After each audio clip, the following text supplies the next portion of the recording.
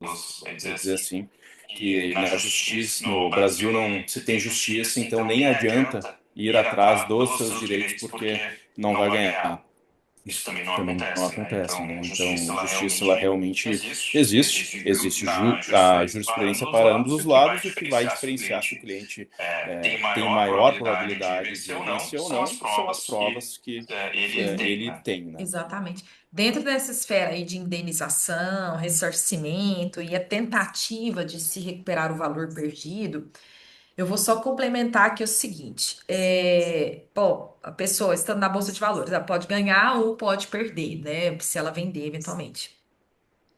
E aí, o que que a gente tem que provar? Que o prejuízo é decorrente da ação ou omissão de alguém. Porque, igual você falou, às vezes o cliente fala, perdi dinheiro, ele quer reclamar, mas ele não tem nexo de causalidade.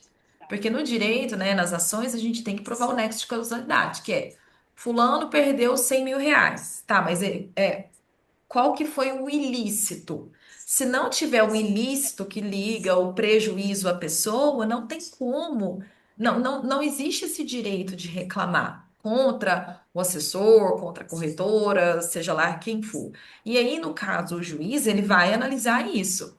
O prejuízo sofrido foi em razão do erro? Porque sempre quando às vezes chega um cliente e tal, primeira coisa que eu pergunto, quanto perdeu? Segundo, qual foi o erro? Porque aí, se virar, o mercado caiu e aquilo outro aconteceu, isso é natural. E aí, a gente, como advogado, tem o dever de entender da regulação desses mercados, no caso CVM, BSM, até alguns ofícios da B3, para ver qual que foi o erro que aconteceu, que ocasionou o prejuízo. E aí, existem uma Exato. infinidade de falhas que nem sempre é a falha, a má fé que a gente vê, né? Esse assunto tá vamos colocar assim na moda, né? A má fé da corretora, a má fé do participante. E eu até anotei aqui para eu não deixar de falar, porque esse assunto ele é de fato importante. Dentro da falha na prestação de serviços, nem tudo é aquela má fé que a gente conhece, porque dentro da falha pode existir também um erro no sistema da corretora. E aí não é culpa do assessor, entre aspas, né? Culpa aqui no sentido popular, né? Sim. Não é culpa do assessor se teve uma falha no sistema da corretora que ocasionou. Então, dentro do conceito erro, né? Do termo erro, tem um milhão de coisas aqui para a gente analisar. Se foi ou não uma falha operacional, se teve ou não prestação de informações, se a pessoa colheu ou não a informação correta para repassar uma recomendação, por exemplo, no caso dos consultores.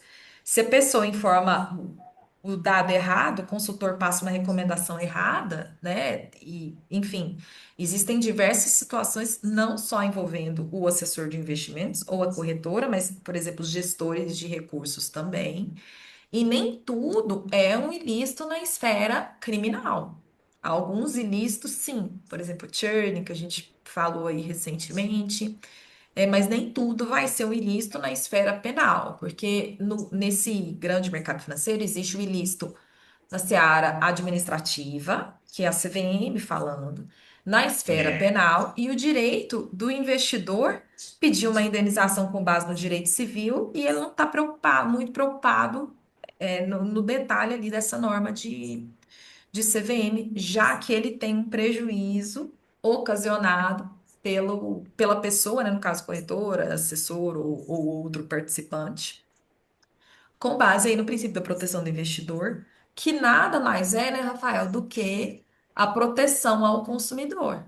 Como você falou lá no Exato. início, a gente tem aí o amparo do Código de Defesa do Consumidor, tem uma equiparação, salvo algumas exceções, mas é uma relação de consumo, né, dos serviços financeiros prestados aí pelas corretoras, com certeza. E, Rafael, Exato. continuando, de acordo aí com a sua experiência, né, quais foram os maiores absurdos e falhas que você já viu, sem citar nomes, é claro, né? Sim. Bom, são alguns, né? Ao longo desses anos a gente vê bastante coisa, mas eu já dei um exemplo anterior, né? o percentual de COI na carteira dos investidores, assim, nos últimos 4 ou 5 anos foi absurdo, né? Uhum. Claro, de alguns investidores, né? A gente sempre tem que deixar esse resguardo da palavra, né? Alguns investidores. Mas isso, mas assim, 80, 90, 100% da carteira em COI. A gente pode dizer que muitas vezes é mais de 100% porque existe a alavancagem. Alavancagem.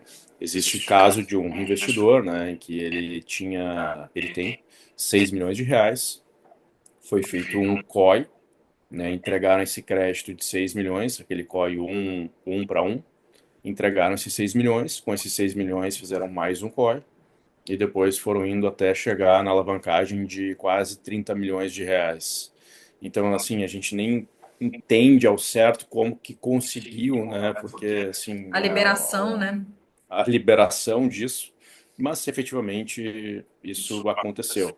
Nós temos outro caso, né? Existe outro caso aí, outros casos no mercado de churning, né? Churning eu acho que é um caso bem mais clássico, né? De senhores de idade aí, seus 80 anos de idade, que fizeram em 2 meses mais de 2.000 operações, né? Que não faz muito sentido.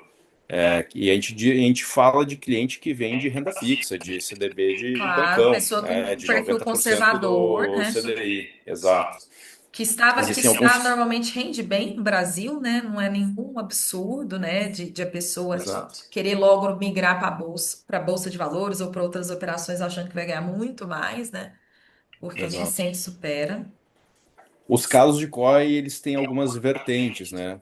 Existem algumas vertentes em que o cliente ele ia tirar o dinheiro para comprar um imóvel, né? São diversos casos aí que se escuta no mercado também. E aí o assessor, né, ele convence o cliente a não tirar aquele dinheiro, fazer um E COI e deixar. dava aquele valor como crédito colateral. Hum. Isso aqui, assim, historicamente, né, alguns não informavam que era o CI, o risco do CDI. Eles diziam que era 4, 5%, que a taxa de juros à época era mais baixa. Acontece que o COI dele hoje rende 5% ao ano, né? Alguns COIs que têm algum tipo de rendimento, tem outros que é somente capital que é protegido, então é zero. E o que ele está pagando de juros é basicamente 15% ao ano. Então, olha como é nefasto, né, esse tipo de recomendação, sendo que a iniciativa e o intuito do cliente era exatamente outro, não era fazer um investimento, era buscar o seu imóvel próprio. E tu vê como acaba tendo, de certa forma, outro conflito aí, né? Porque o próprio assessor, neste caso, ele pode ter atuado até como um correspondente bancário, né? Porque ele ofereceu um empréstimo, então não Uhum. faz Aí muito existe ali sentido. uma. Uhum. Então não faz, né? Então ou ele é um assessor de investimentos, ou ele é um correspondente bancário, né? A gente está falando aí na PJ2, se fosse o caso, para atuar com esse tipo de sistema. Então, vê como tem essa confusão, né? Se mistura um financiamento, um empréstimo com investimento. Com Então, nenhum investimentos. do mundo dá certo tu fazer um empréstimo para investir, né? Isso não existe. Só se fosse um pequeno E negócio, nem aí tu sabe a sempre. margem do risco. E nem Mas sempre. investir no mercado financeiro é E bem nem sempre complicado. eles, e nem sempre eles informam tudo, porque existe algumas pessoas que falam que determinados produtos seriam para investidor conservador, vírgula, etc., mas a gente não pode esquecer de lembrar aqui a todos que o COI, independente da classificação dele, gente, se é conservador, moderado, agressivo, isso aí é política interna de cada corretora, a gente nem vai entrar nesse mérito, ele não deixa de ser um produto estruturado. E Exato. pelo fato de ele ser um produto estruturado, não é para o perfil conservador.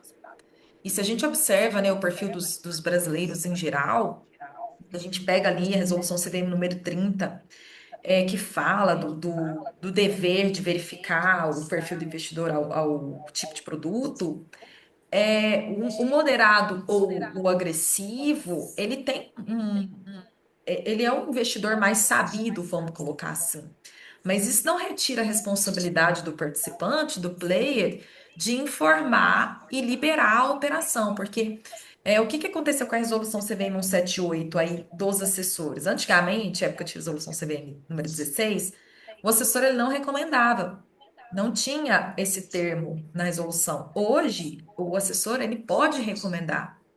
E dentro da esfera da recomendação, se a gente pega a resolução CVM número 30, ele tem que seguir aquilo, independente do que diz a corretora. Ele é obrigado a seguir aquilo, só que de acordo com as políticas da corretora. Então, nesse ponto, piorou um pouquinho para os prepostos, porque existe uma responsabilidade na recomendação, que deve ser o quê? De acordo com o patrimônio do investidor, de acordo com a idade, de acordo com a capacidade, se ele fez ou não faculdade, de acordo com a reserva que ele tem de emergência, de acordo com os objetivos do cliente. E isso quem fala, né, Rafael, não é a gente. Basta a pessoa Exato. digitar resolução CVM número 30.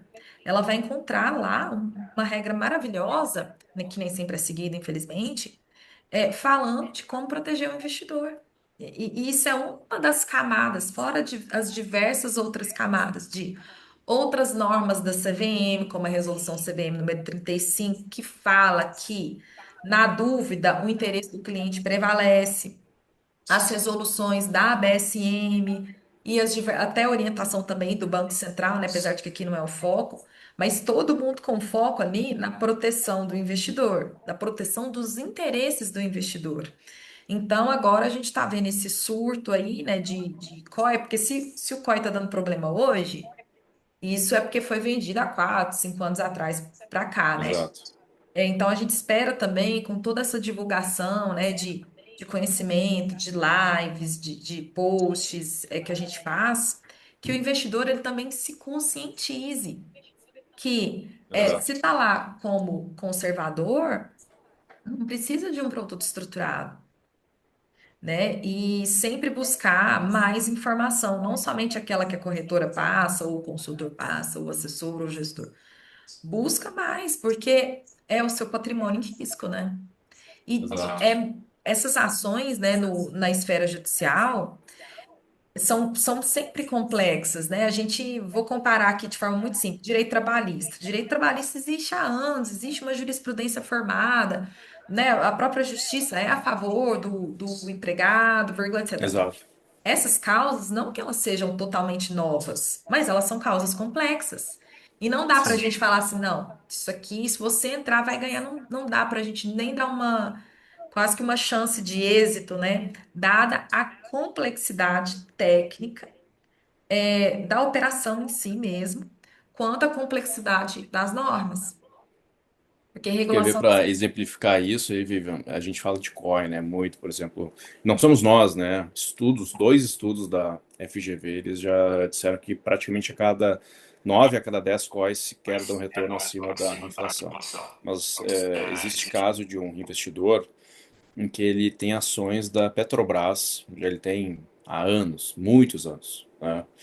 E aí, um mau assessor de investimentos, ele chegou, né, e ele posicionou de forma que não vamos fazer um seguro de carteira aqui, porque vá que a ação da Petrobras ela caia, enfim. E esse investidor ele nunca tinha procurado isso, mas alertado, né, pelo seu assessor, ele começou a ficar preocupado e ele aceitou essa operação, que no final das contas se chegou a uma conclusão ali depois que não era exatamente a utilização da opção como seguro de carteira, né? Foi de certa forma uma aposta, né? Então compra e venda de opções aí não foi exatamente uma operação de hedge, né? Mas, ou enfim, de seguro de carteira. Mas o mais curioso é que esse assessor ele comentou que as ações da Petrobras elas tinham risco de cair, né? Mas uma própria análise do analista-chefe dessa corretora era exatamente o inverso. Ele dizia que as ações da Petrobras, inclusive, tinham um potencial de upside. Então a recomendação dele estava completamente em desconformidade com o que o próprio analista-chefe da corretora dizia. E eles sendo prepostos, existe uma Isso. tendência, né? Exato. Então, assim, qual é sempre a defesa, né, quando a gente vai falar dessa matéria de investimentos? O cliente. ele simplesmente aceitou o push, ele assinou o contrato, então ele tinha Ele teve ciência. ciência do risco, principalmente também Exatamente, do perfil do exatamente o investidor. inverso, porque o cliente, né, e a gente sabe que isso acontece, muitas vezes ele precisa aceitar na hora porque existe uma falácia que não pode mais garantir que vai conseguir oferecer aquele investimento lá para ele. Então, nós sabemos que na prática a falha informacional ela existe. Ele realmente assinou porque senão seria uma conduta ali criminosa da própria corretora, né, fazer operações a esmo na carteira do cliente. Ele aceitou, mas ele aceitou com outras premissas. E esse que é o desafio de levar esse assunto para o judiciário, porque imagina a quantidade de assuntos que o juiz julga. Esse assunto, ele não é novo, mas ele não era debatido tão Tão forte até então. fortemente. Então, fazer o juiz entender essa complexidade é outro desafio que o advogado tem, porque muitas vezes, ao nosso olhar e ao olhar do investidor, está claro o direito dele. Um print de WhatsApp com o gabarito de como alterar o perfil do investidor para conseguir fazer aquele investimento, isso, ao nosso ver, é uma prova muito robusta. Mas, inclusive, é um desafio para nós indicarmos, inclusive com todas as resoluções da CVM, né, indicando o É, é, porquê que aquilo reflete uma ilicitude. É um segundo desafio que a gente tem que levar para o judiciário para que ele entenda que realmente isso é um absurdo, né? Então são exatamente. Porque são essas as camadas, né? questões. Falando aí até mesmo de desafio do advogado na área, até anotei aqui para a gente comentar brevemente sobre. Primeiro, a gente não teve isso em faculdade, né? Isso já é uma complicação grande. E aí existe a Constituição. Depois existe a lei, aqui a gente fala muito de Lei 6.385, né? Que é a lei que criou a CVM. Depois tem a regulação da própria CVM. A gente tem também a autorregulação, BSM, e a gente tem Ancor como entidade credenciadora e BSM como entidade fiscalizadora aí dos assessores e das Uhum. corretoras, né, dos mercados regulamentados, de acordo com a Resolução 35. Então, são normas espalhadas por aí, e a gente, como advogado, tem que ver o que que é aplicável ou não, mas a gente sempre volta ali na Constituição, quando fala da proteção da propriedade privada, proteção, do consumidor, em diversos outros, incisos, né, artigos da própria Constituição, que vão sempre olhar ali para o melhor interesse do cliente investidor. E você comentou aí, né, às vezes a corretora informa ou informa mais ou menos. A gente sabe que na prática, o tanto que isso é difícil, né, até mesmo para o assessor ou para o outro player falar tudo, todos os riscos, né, que existem ali. E isso é o que a gente chama no direito, né, da assimetria informacional, que é nem sempre o investidor vai ter todas as informações como o participante. Isso é quase que impossível. E por isso que se fala em a corretora tem que disponibilizar todas as informações. Isso não chega a ser o principal problema. O problema é a consequência disso, que é a disparidade técnica, que é o seguinte, é a mesma coisa, você joga num campo de futebol pessoas que tiveram uma aulinha ali do que é futebol e colocar um Cruzeiro, não sei, o time de futebol que tá bom agora, o Galo, Cruzeiro, não sei. Mesma coisa, você vai colocar os dois no campo para jogar. Quem vai ganhar? O time de primeiro escalão, é mais ou menos por aí. Então, a disparidade técnica, no sentido de o investidor, ele sabe um pouco das regras, mas ele não sabe jogar direito, enquanto que o outro sabe das regras e sabe jogar, é quase que incompatível. Então, eu vejo que a gente ainda tem um longo desafio pela frente, uma longa estrada pela frente, tanto da conscientização do investidor, quanto da melhora das próprias corretoras, das plataformas, meios, né, de acompanhar toda essa regulação que muda quase que diariamente, ofícios da B3 também, que de fato é muita coisa, né, para acompanhar Exato. e ter um compliance mais apertado, né? Para os analistas, para os assessores, para os consultores, para os traders, para a mesa proprietária, né? Dos escritórios, principalmente. E, Rafael, agora já. finalizando, né? Qual que seriam aí suas dicas valiosas para os investidores ou até mesmo advogados ou participantes que estão assistindo a gente aqui? Bom, eu acho que essa questão ela vale tanto para os profissionais de mercado, né, principalmente assessores, quanto para os investidores, né, e também para advogados, que a primeira regra, eu acho, né, nunca alterar o suitability com base no oferecimento de um produto, né.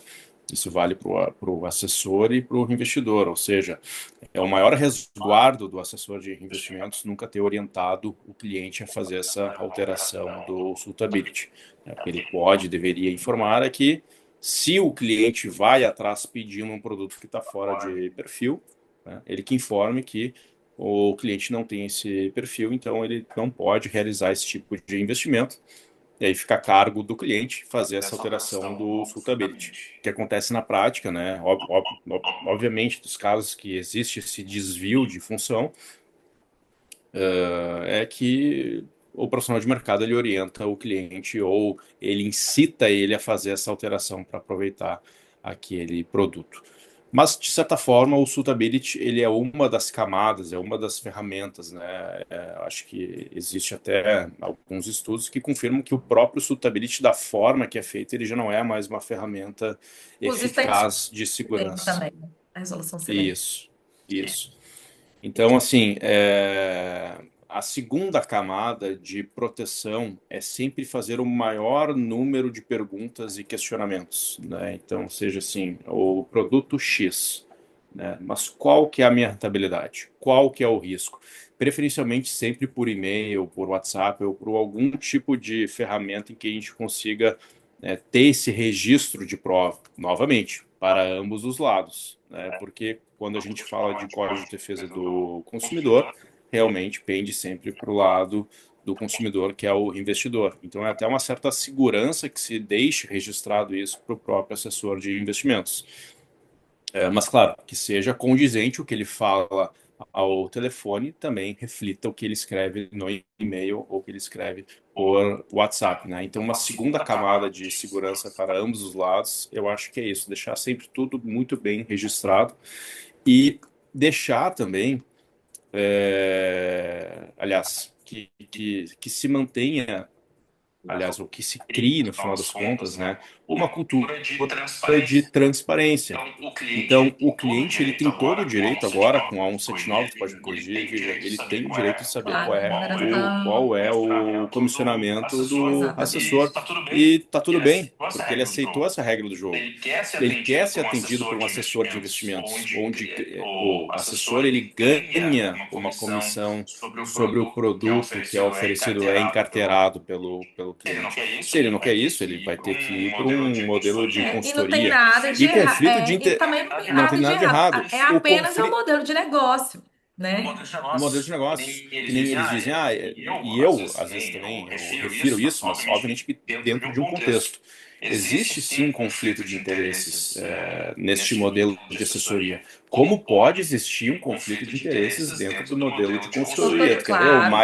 o mais claro de consultoria? É fazer uma aplicação da carteira dentro do CDI, né? Um CDB a 100% do CDI, já existe o conflito aí, né? Claro. A consultoria não se movimenta para que aquela carteira ela rentabilize conforme toda a estrutura que ofereceu. Então, aquele FII que é cobrado anualmente se torna um custo que é desproporcional. Então, o conflito de interesses ele é mais Ele sempre, velado aí, no mas ele mercado realmente financeiro, ele existe. sempre vai existir.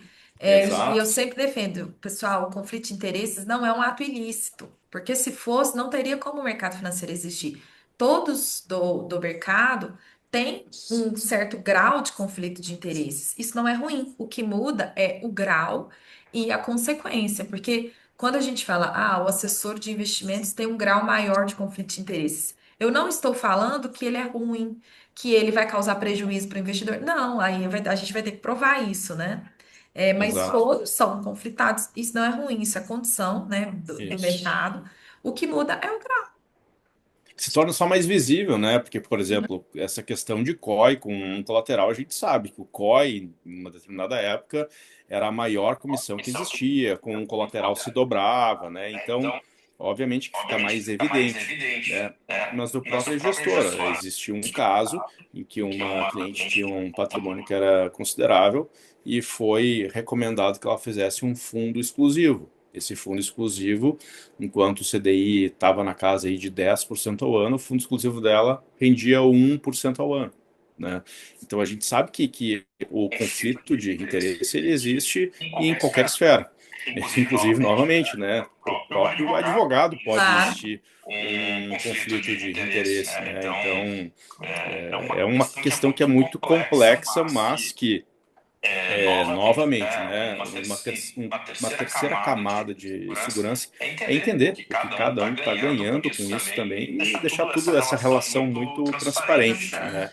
Novamente, se o cliente ele aceitou esse modelo de assessoria, ele não pode criticar o comissionamento do assessor se realmente essa carteira, né, esses investimentos eles foram pautados com base no suitability e nos interesses do próprio cliente, né? O cliente não pode ter também esse ciúme que o assessor está ganhando dinheiro com isso, porque senão não existiria esse Claro, e modelo tudo são serviços, de né? Quando assessoria. a gente abre lá a Isso, conta na corretora, independente de assessor ou não, é um serviço que a corretora está prestando. A pessoa não entende isso. isso. Ah, vai estar ganhando dinheiro em cima de mim. Mas é um serviço. As corretoras, elas prestam serviço. E a gente tem que pagar por isso. Não tem nada de errado. Exato. E eu acho que o último item, né, aí ele é um pouco mais, como é que eu vou dizer, ele é um pouco mais profundo, seria, sim, a busca de um profissional independente, né, seja um advogado, um contador com especialização, ou até mesmo um outro profissional que tenha conhecimento da área, para fazer algumas análises, dependendo de algumas recomendações, que fique aquele ponto de dúvida, né? Isso previne muito. Eu vou fazer dar um exemplo que até nem se aplicaria, eu acho, mas é tal como comprar um imóvel, né, e para economizar, né, não pagar um advogado para fazer a análise daquele do contrato de compra e venda, né? Enfim, tem o comissionamento do corretor de imóveis, mas pode, novamente, vem aquela questão do conflito de interesse, né?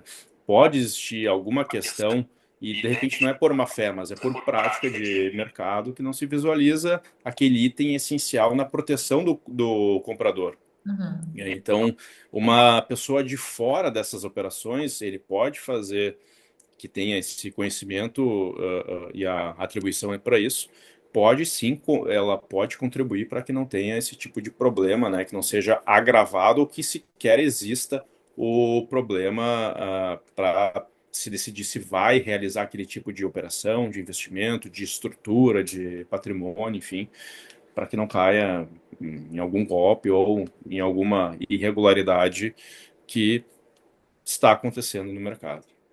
É isso aí, Rafael. Eu sempre comento aqui no Instagram também, pessoal. Foi abordado por alguém, por uma corretora, por um consultor, por um influenciador. Conversa antes com o seu advogado. Ele vai ver se a pessoa tem um registro, ela vai ver, vai fazer um due diligence do CNPJ, da estrutura, para ver se primeiro é verdade, para ver se não é golpe, porque no Brasil a gente vive aí num mundo cheio de golpes e fraudes o tempo todo. Então, é a recomendação que a gente dá para todo mundo, né, Rafael?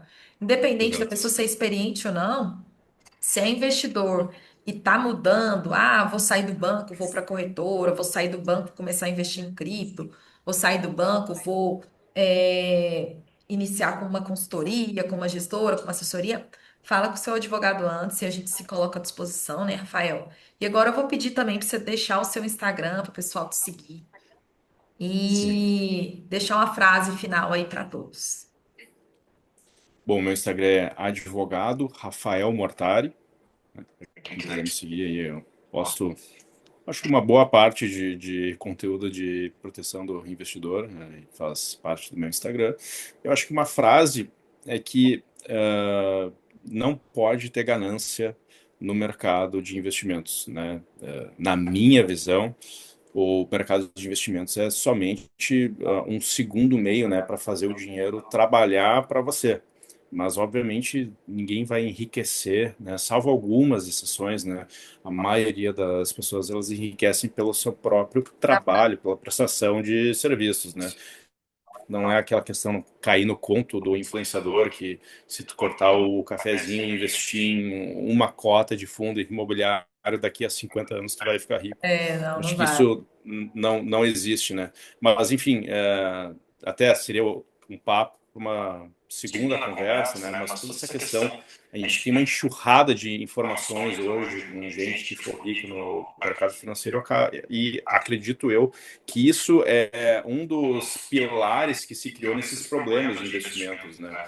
Seja por conflito de interesses, por maus profissionais, mas existe sempre aquele ponto que o cliente foi enganado pelo gatilho da ganância. Se o cliente tiver a ciência que não se cria riqueza imediata ou a curto prazo no mercado de investimentos, eu acho que é um bom início para ele não cair nesses golpes ou nas mãos de maus profissionais. Isso aí, Acho que é isso. Rafael. Muito obrigada pela sua participação, pela sua contribuição. A gente, no particular, a gente está sempre trocando uma mensagem ou outra, né? Compartilhando os casos. Espero te ver aqui mais vezes no Insta, nas lives. E agradeço o pessoal também. Se você é advogado, entra para o nosso grupo de advogados e investidores. Se você é assessor, se você é investidor, segue o Rafael, segue a gente aqui, que a gente está sempre se atualizando aí sobre esses casos, né, Rafael? Exatamente. E mais uma vez, obrigado pelo convite, Vivian. Isso aí, pessoal. Obrigada. Tchau, tchau. Vamos lá. Até mais.